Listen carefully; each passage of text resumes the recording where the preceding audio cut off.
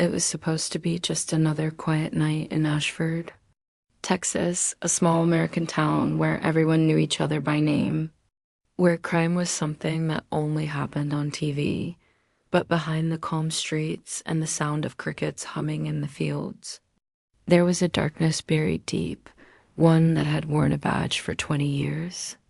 His name was Detective Cole Rayner. To most people, Cole was the law itself. Broad-shouldered, firm-voiced, a man who could silence a room with just a stare. He'd solved murders, saved lives, and built a reputation that people in Ashford swore by. But what no one knew was that Cole Rayner had built his legacy on lies, and the ghosts of his past were finally coming back. It started when a reporter from Dallas named Evelyn Hart came to town. She said she was writing a story about small-town policing, but the questions she asked went deeper. She asked about missing persons, about unsolved cases from years ago, and about a name that hadn't been spoken in a long time, Daniel Voss. Cole warned her to stop. "Some doors," he said quietly, "aren't meant to be opened."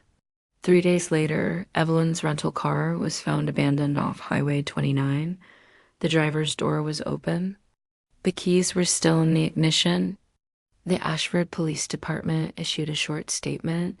Ms. Hart likely got lost during the storm. Search efforts ongoing. But the people who had lived in Ashford long enough knew better. They'd seen this before, people asking too many questions, then disappearing. When the FBI arrived, things changed. Agent Marcus Halle had been tracking corruption across small-town police departments for years, and Ashford had come up again and again on his radar. He reopened 3 of Rayner's old cases, all marked closed. Rayner welcomed him with a smirk. "Dig all you want," he said. "Just remember, Ashford soil runs deep."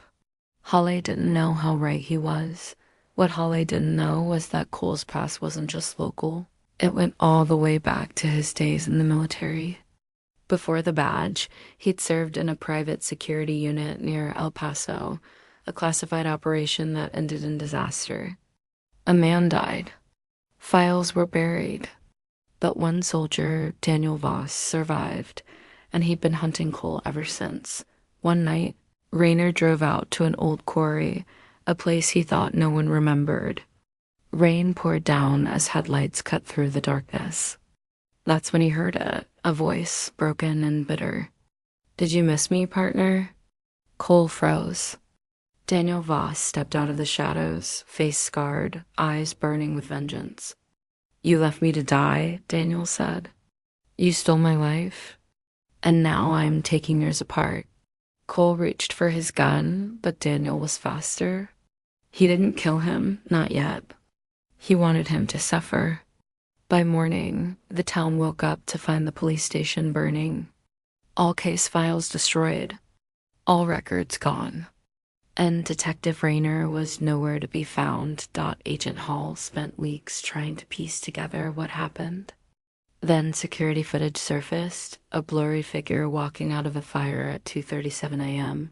The posture, the build, it was Rayner. But he wasn't alone. Another figure walked beside him, a woman. When Halle enhanced the image, a silver cross necklace glinted in the light. The same necklace Evelyn Hart wore the night she disappeared. Everyone thought Evelyn was the victim. But she wasn't. She was Daniel Voss's sister. Together, they had come to destroy Cole's empire from the inside. Evelyn had pretended to be a journalist, earned Cole's trust, then vanished, waiting for the right moment to strike. Over the next few weeks, 3 of Rayner's old associates were found dead. Each body had a note pinned to the chest. The past never stays buried.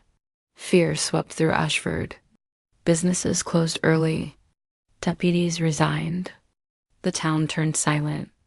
Everyone knew it was only a matter of time before Cole Rayner's truth came out, or before someone buried it for good. Then came the break. 6 months later, a truck driver in Louisiana called the FBI, said a man matching Rayner's description was working under a fake name. Driving freight down Interstate 10, Agent Halle found him sitting in a diner, drinking black coffee, calm as ever. You've been busy, Holly said. Rayner smiled. You think you know the truth, he said. But you don't. Cole slid a USB drive across the table. Everything you're looking for is in here, he said. The people you work for, they wanted this buried, not me. Holly frowned. What are you talking about? Cole leaned forward, voice low. You really think the corruption starts in Ashford? No, Agent. It starts in Washington. Holly took the drive back to headquarters. The moment he plugged it in, his computer crashed. Every file he had on Rayner gone. Wiped clean in seconds. The system flagged it as a federal breach. Within hours, Holly was suspended. Cole Rayner had just erased himself from history. A year later, a fishing boat capsized during a storm off the Gulf Coast. When the Coast Guard recovered the wreckage, they found a badge washed up on the shore, rusted but still legible. Detective Cole Rayner, Ashford PD. But there was no body. Agent Hull stood on the beach, waves crashing at his feet, the wind howling in his ears. He looked down at that badge and knew exactly what it meant. Cole Rayner wasn't dead. He was starting over. They called him a ghost, a traitor, a man who buried the truth and then buried himself. But somewhere out there, under a new name, he's still watching, waiting, because in America's heartland, justice doesn't always wear a badge, because the moment a cop decides he's above the law, that's when he becomes the criminal.